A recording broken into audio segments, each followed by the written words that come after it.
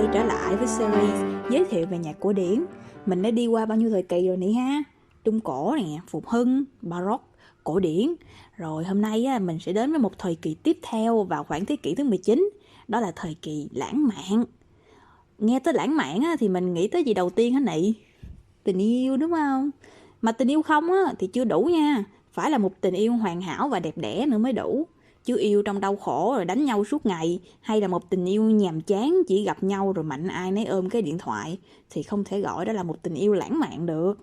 Thì đó, một tình yêu hoàn hảo chính là chủ đề chính của thời kỳ này, trải dài ở khắp các lĩnh vực nghệ thuật từ văn học, hội họa cho đến âm nhạc luôn.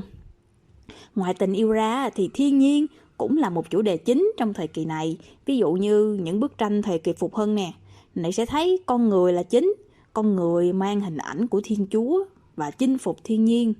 Còn đây là một bức tranh thuộc thời kỳ lãng mạn nè. Con người trở nên bé nhỏ giữa thiên nhiên rộng lớn. Thay vì tìm cách làm chủ thiên nhiên thì giờ con người đã sống hài hòa và biết ca ngợi vẻ đẹp của thiên nhiên rồi.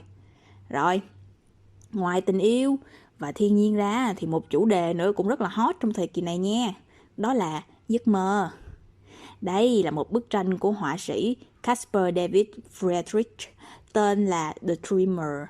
Và giờ mình cùng nghe một bản nhạc cực kỳ hợp với bức tranh này luôn. Đó là bản Träumerei, trong tiếng Đức nghĩa là giấc mộng, của nhạc sĩ Robert Schumann.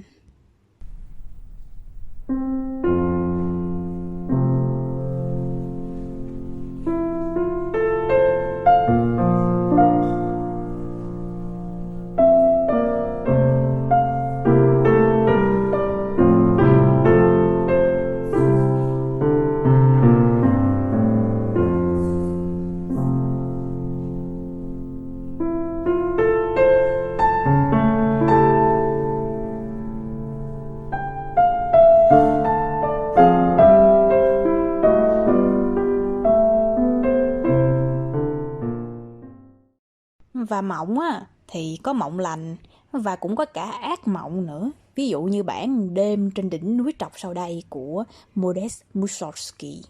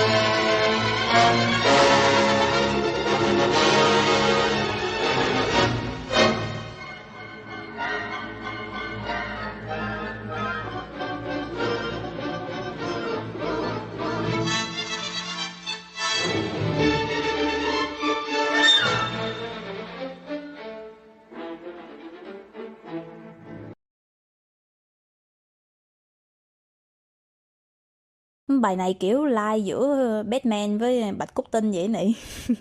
Giờ mình nói tiếp về một loại hình âm nhạc mới nha. Đó là nhạc thính phòng. Từ này nghe quen quá nị ha. Thì thính phòng là gì? Thính là nghe, thính phòng nghĩa là nghe nhạc trong phòng. Đơn giản mà. Phòng ở đây nghĩa là một không gian nhỏ so với không gian lớn của nhà hát hay là hội trường lớn. Thì vào thời kỳ này quý tộc không còn nhiều quyền lực như xưa nữa, mà giới trung lưu mới là lực lượng chiếm ưu thế trong xã hội. Thì trung lưu cũng cần giải trí mà, nhưng mà giờ thuê nguyên cái nhà hát lớn để cho mình nghe nhạc thì hơi lố. Nên nhu cầu có những cái buổi diễn thính phòng tại tư gia trở nên phổ biến hơn vào thời gian này.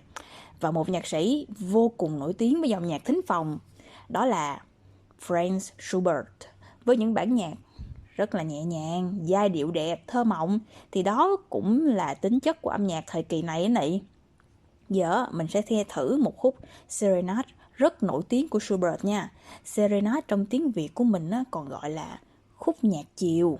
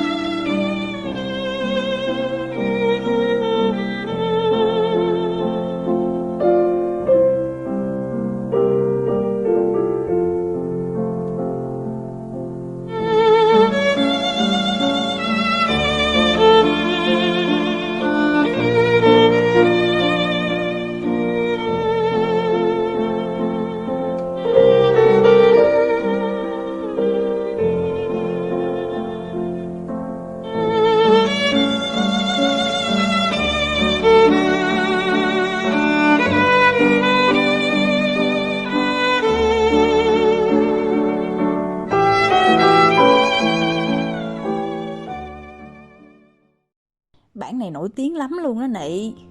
Được lồng nhạc phim nè, rồi còn được nhạc sĩ Phạm Duy dịch sang lời Việt nữa.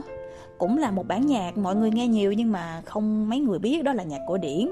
Thì ngoài Schubert ra thì thời kỳ này còn rất nhiều nhạc sĩ nổi tiếng khác mà mình sẽ tìm hiểu trong những bài sau.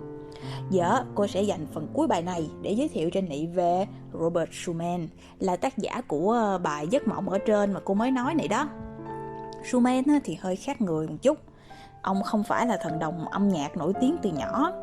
Ông từng là một sinh viên ngành luật, nhưng mà trong quá trình học luật ông lại nhận ra là mình đam mê âm nhạc nên ông quyết định theo đuổi sự nghiệp này. Ngộ anh này ha. Thì sau đó ông gặp được vợ mình là Clara. Lúc đó Clara là một nghệ sĩ dương cầm rất nổi tiếng và cực kỳ tài năng. Thì gia đình Clara lúc đó không có chấp nhận cho ông cưới con gái mình, nhưng mà hai người vẫn bất chấp tất cả đến với nhau. Một mô típ quen thuộc của những câu chuyện lãng mạn hả nị.